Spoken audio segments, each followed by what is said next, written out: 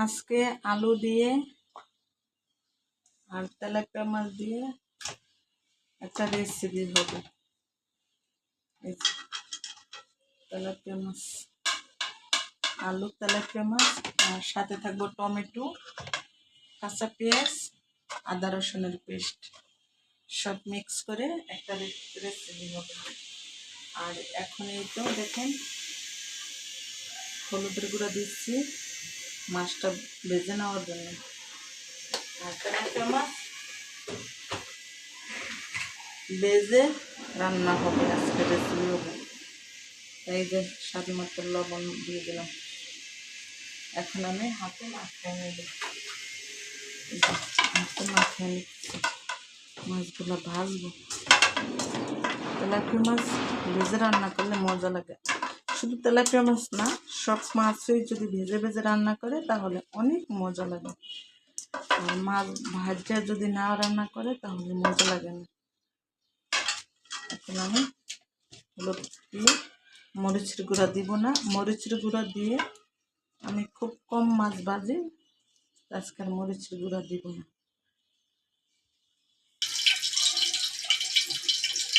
এখন আমি তেল দিয়ে দিলাম, রেগুলার সাদা তেল দিয়ে দিলাম।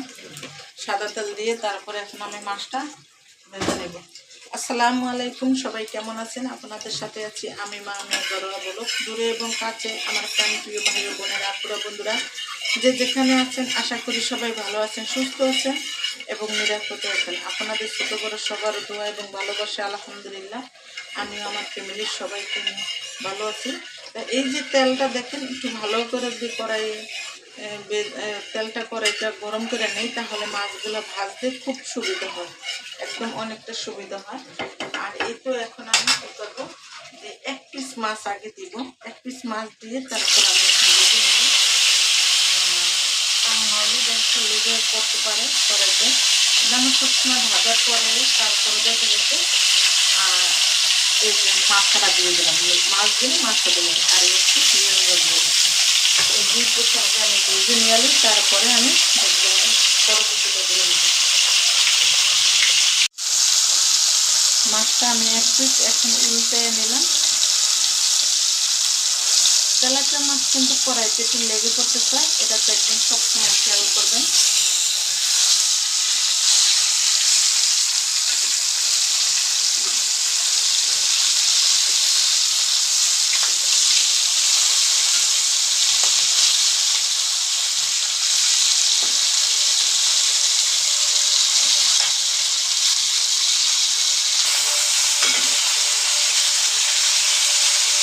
এখন এই দুই পিস ভাজা হয়ে গেছে, এখন আমি তুলে নিচ্ছি।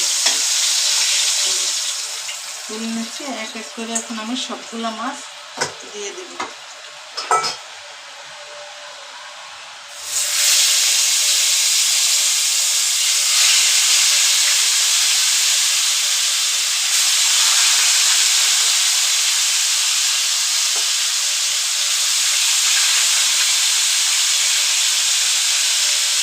আরেক পিস রয়ে গেছে,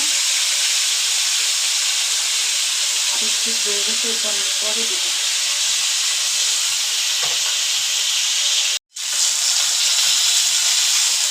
মাছটা আমার ভাজা অলরেডি হয়ে আসছে। আর এই যে এক পিস মাছ ছিল, সেই মাছটা এখন দিয়ে দিলাম।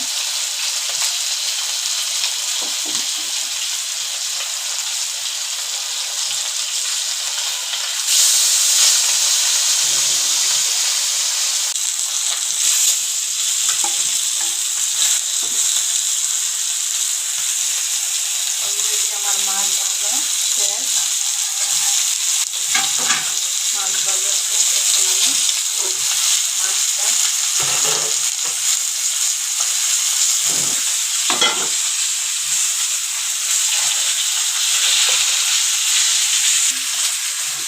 মাছ ভাজা শেষ, এখন আমি রান্নার জন্য কড়াইটা বসাই দিলাম। যে পানি আছে এখন শুকিয়ে গেলে এই যে রেগুলার সাদা তেল দিয়ে দিলাম, রেগুলার রান্নার সাদা তেল দিয়ে দিলাম।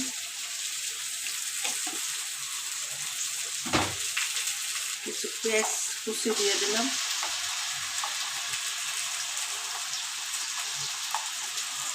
কাঁচামরিচ দিব না।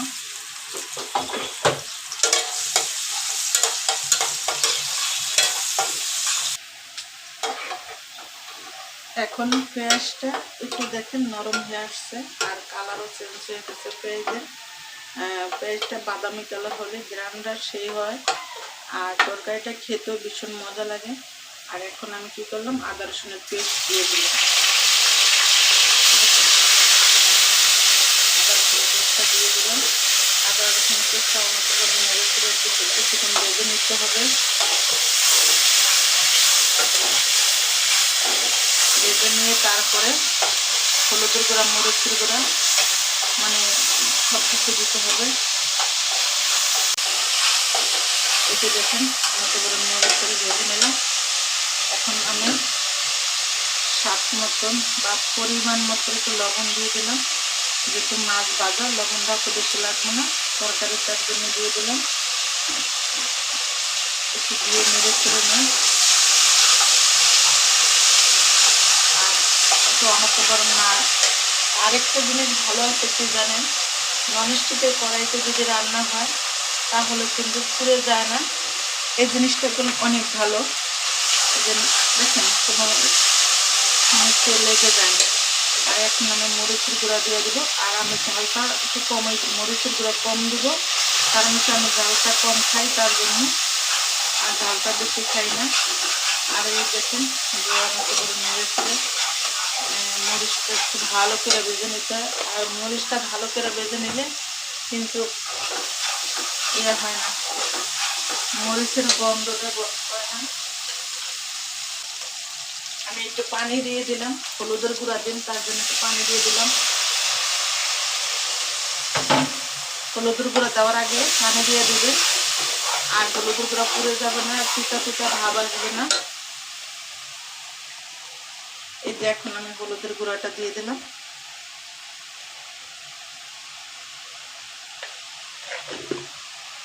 আমার কাছে আজকে ধনিয়ার গুঁড়া নাই, আমি আজকে জিরার গুঁড়া দেব।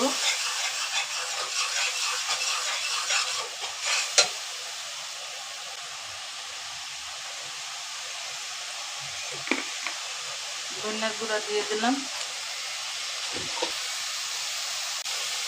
সরি, আমি দিয়েছি কিন্তু জিরার গুঁড়া, আমি বলে ফেলছি ধনিয়ার গুঁড়া, মনে কেউ কিছু নেন না, যে আসলে রান্না করতে করতে মনে হয় যে ভুলে যাই, তাই আর কি। আর এখন দেখেন যে পানিটা নিয়ে আর কিছুর প্রয়োজন নেই, পানি ছাড়াই এখন আমি এই যে টমেটোটা দিয়ে দিব। এই যে টমেটোটা দিয়ে দিব। টমেটো দিয়ে তখন বলতে পারেন যে টমেটো তো নরম, তাই এই সবজিটা তো পরে দিতে পারেন, আলুটা আগে দিতেন। জি না, আলুটা পরে দিব, টমেটোটা আগে দিব। কিন্তু টমেটোর একটা গন্ধ আছে, এই গন্ধটা মানে যে কোনো জিনিসের, যে কোনো ফলের, যে কোনো সবজির একটা ঘ্রাণ আছে আর কি, ওইটা থাকে না। আর সেজন্য আমি আগে টমেটোটা দিয়ে দিই, বসে দিই, যাতে দিই আগে টমেটোটা দিয়ে দিই, ওইটি সবথেকে আমার কাছে ভালো মনে হয়। আর এই যে আলুটা দিয়ে দিলাম, আলুটা দিয়ে অনেক বড় নেড়ে ছেড়ে একটা ঢাকনার সাহায্যে এখন কিছুক্ষণের জন্য রেখে রাখবো। পানি এড করে এখন আর প্রয়োজন নেই, একটু পরে পানিটা এড করব। আমার রান্নাটা একদম শর্টকাটের ভিতরে রান্না করি আমি, যদি ব্যাচেলার জন্য অনেকটা সুবিধা, যে ব্যাচেলাররা শর্টকাট রান্না করতে পারে, তাই সেরকম সুবিধা। আর এই তো আমি একটা ঢাকনার সাহায্যে ডেকে রাখলাম, আর চুলার আঁচটা একটু কমায় রাখলাম। এই দেখেন চুলাটা কমাই দিলাম। 5 মিনিট পরে এখন আমি ঢাকনাটা তুলে নিলাম, তুলে নিয়ে দেখলাম যে কী অবস্থা আছে। এই যে দেখেন আমি পানি দিই, পানি ছাড়াই একদম টমেটো দিয়ে কষাই নিলাম ভালো করে। এভাবে যদি ভালো করে যত কষাইবেন তত তরকারি খেতে ভীষণ মজা লাগবে।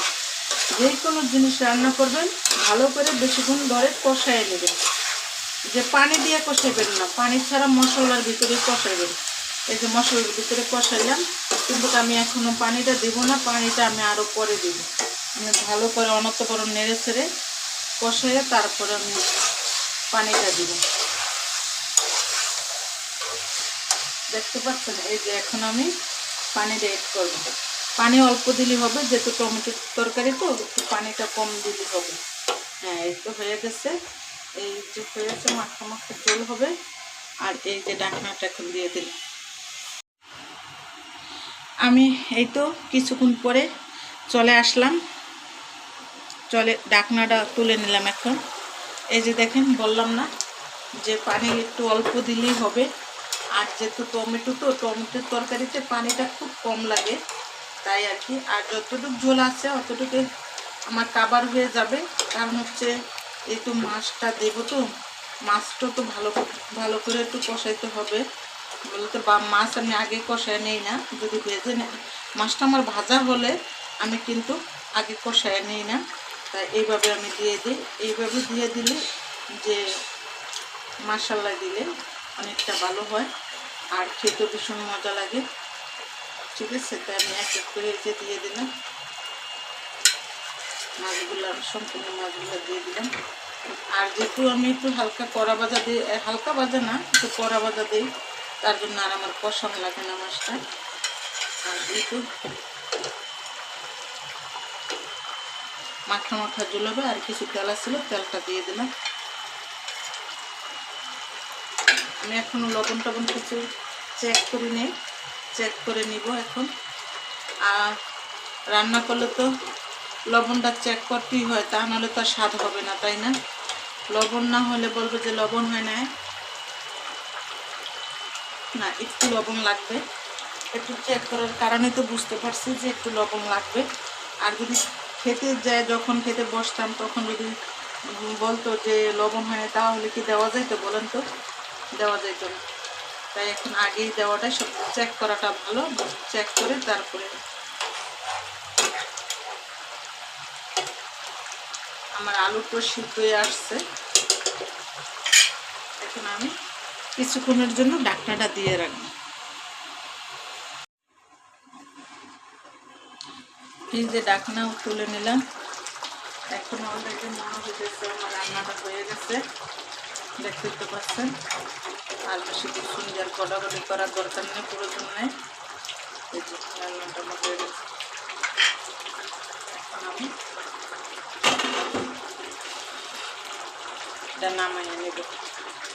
এই যে আমার রান্না এখন হয়ে গেছে, আমার রেসিপি করা শেষ। তো আজকের জন্য বিদায় নিলাম। তাই সবাই ভালো থাকবেন, সুস্থ থাকবেন। আল্লাহ হাফেজ, আসসালামু আলাইকুম।